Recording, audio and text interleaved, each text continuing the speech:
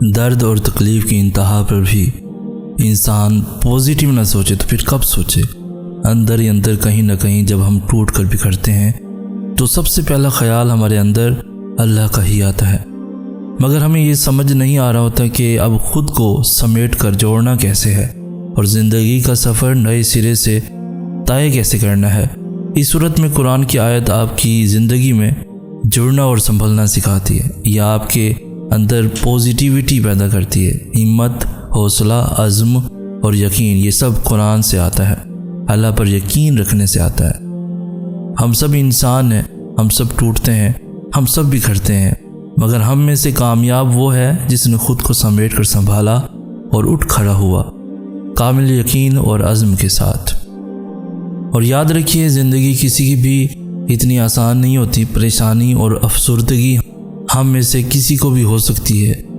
اگرچہ مسلمان ہونے کا مطلب یہ ہے کہ ہم اپنے اندر اپنے عقیدے کی مضبوط جڑیں رکھتے ہیں، اس لیے اس کا ہرگز یہ مطلب نہیں ہے کہ ہم اس طرح کے چیلنجوں کا سامنا کرنے کے قابل نہیں ہیں۔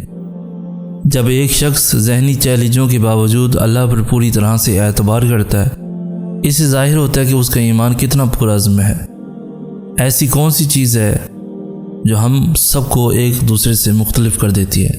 یقین۔ ہم سب ہی اللہ پر بھروسہ کرتے ہیں، مگر کبھی کبھی ہم اتنے مشکل وقت سے گزر رہے ہوتے ہیں کہ ہم اللہ پر اس طرح سے یقین کر نہیں پاتے۔ کہیں نہ کہیں ہم گھبرا جاتے ہیں، ہمارا ایمان کمزور پڑ جاتا ہے۔ اللہ کی رحمت قریب ہے، فکر مت کریں، اللہ آپ کے ساتھ ہے، وہ آپ کو کبھی نہیں چھوڑے گا۔ میں جانتا ہوں کہ یہ مشکل ہو رہا ہے، درد بڑھتا جا رہا ہے، لیکن راحت قریب ہے۔ میں آپ سے وعدہ کرتا ہوں کہ آپ کی منزل آپ کے بہت قریب ہے، آپ کی خوشیاں آپ کا انتظار کر رہی ہیں۔ بس تھوڑا صبر کریں اور اللہ پر بھروسہ رکھیں۔ اکثر ہم بھول جاتے ہیں اللہ کو، اس سے باتیں کرنا بھول جاتے ہیں، نماز چھوڑ دیتے ہیں، بھول جاتے ہیں کہ وہ ہمیں دیکھ رہا ہے اور گناہ کر بیٹھتے ہیں، بھول جاتے ہیں کہ اس کی محبت کے بنا انسان محض ایک وجود ہے، زندگی کے بغیر وجود جس میں اللہ کی محبت نہیں۔ ہم بھول جاتے ہیں اس کی رحمت کی چادر کو، مگر وہ نہیں بھولتا۔ کہیں بھی، کسی بھی جگہ، کسی بھی حال میں، ہر لمحے وہ نہیں بھولتا۔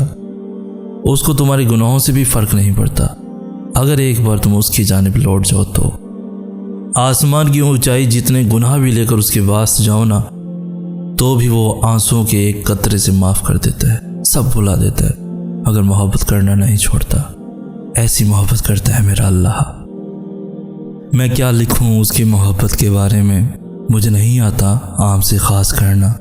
وہ الوہاب، وہ الجبار، وہ الرحمن، وہ الرزاق، وہ الرحیم، وہ الخالق، ایسے بہت سے نام ہیں جن میں وہ بے حد خوبصورت دکھتا ہے۔ وہ اپنے بندے سے محبت بڑی کمال کی کرتا ہے۔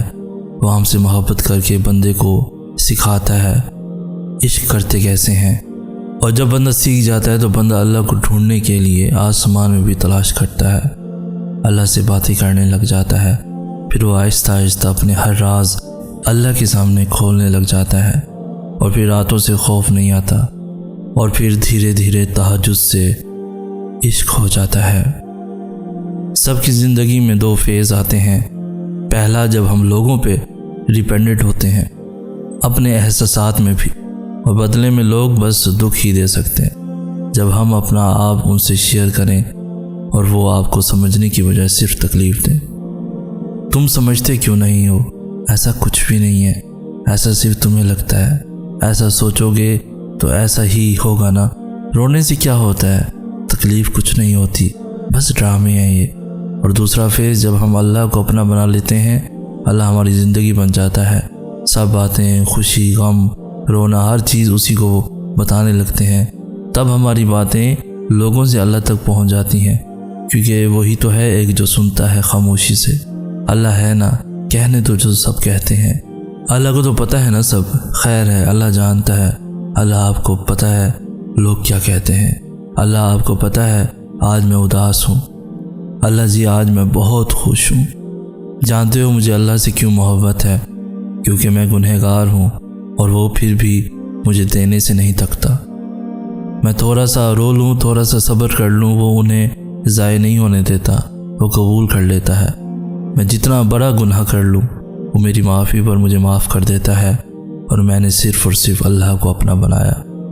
یہ دنیاوی محبتیں تو تمہاری آزمائش کرنے آتی ہیں کہ تم حقیقی محبت سے کتنا قریب ہو، اور جب تم صبر کے ساتھ اس کی رضا میں راضی رہتے ہو تو وہ بھی پھر تمہیں تمہاری من پسند چیز پلک جھپکتے واپس لوٹا دیتا ہے۔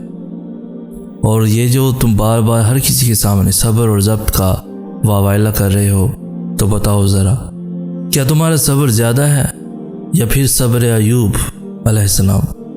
تم جو اس آزمائش کی گھڑی میں دنوں اور سالوں کا حساب رکھے ہوئے ہو، تو بتاؤ ذرا، کیا تمہاری آزمائش زیادہ طویل ہے یا حضرت یعقوب علیہ السلام کی، جب انہوں نے حضرت یوسف علیہ السلام سے جدائی کاٹی؟ تم کہتے ہو تم نے یہاں اس مقام تک پہنچنے کے لیے ان گنت قربانیاں دیں، تو کیا تمہاری ایک بھی قربانی حضرت امام حسین علیہ السلام کی قربانی کے نعم البدل ہے؟ کچھ لوگ زندگی میں صرف اس لیے ہوتے ہیں کہ جب ان کو کسی کی ضرورت پڑتی ہے وہ آپ سے بات کر لیں، اپنے دل کا بوجھ اتار لیں، تھوڑا ہنس لیں، سچ کہوں تو وقت گزار لیں۔ وہ آپ کو ایک دوست یا ایک چاہنے والی کی طرح نہیں، ایک ضرورت کی طرح ٹریٹ کرتے ہیں۔ آپ ان کو میسج کرو گے تو بات کریں گے، نہیں کرو گے تو وہ آپ کو بھول جائیں گے۔ لیکن اس سب کے علاوہ جو بات تکلیف دیتی ہے وہ یہ کہ ان کو اس بات کا احساس تک نہیں ہوتا کہ وہ کیسے ہمارے خلوص کے ساتھ کھیل رہے ہوتے ہیں۔ اس لیے ان کو جانے دو، اپنی زندگی سے اپنے لیے آسان کر دو اپنی زندگی کو۔ میں نے زندگی سے بس یہی ایک بات سیکھی کہ انسان سے کبھی کچھ مت مانگو۔ انسان نہ تو ہمدردی مکمل دیتا ہے اور نہ ہی محبت، اور دے بھی کیسے؟ کائنات کی ہر چیز نامکمل ہے سوائے اللہ کی ذات کے، اور اس کے علاوہ کوئی ہمیں کچھ دے سکتا ہے اور نہ ہم سے کچھ چھین سکتا ہے۔ وہی آنسوؤں کا بھی بھرم رکھتا ہے اور وہی اپنی محبت کے رنگ میں رنگتا ہے۔ اور یہ بات زندگی کے کسی نہ کسی مقام پہ انسان ضرور محسوس کرتا ہے، چاہے دیر سے کرے یا جلدی۔ اس کی آغوش میں بہایا گیا کوئی بھی آنسو ضائع نہیں جاتا، پھر چاہے وہ آنسو اذیت کا ہو یا محبت کا۔ خدا ہمیں کبھی بھی ہم جیسوں کا محتاج نہ کرے، نہ ہمدردی کے لیے نہ محبت کے لیے۔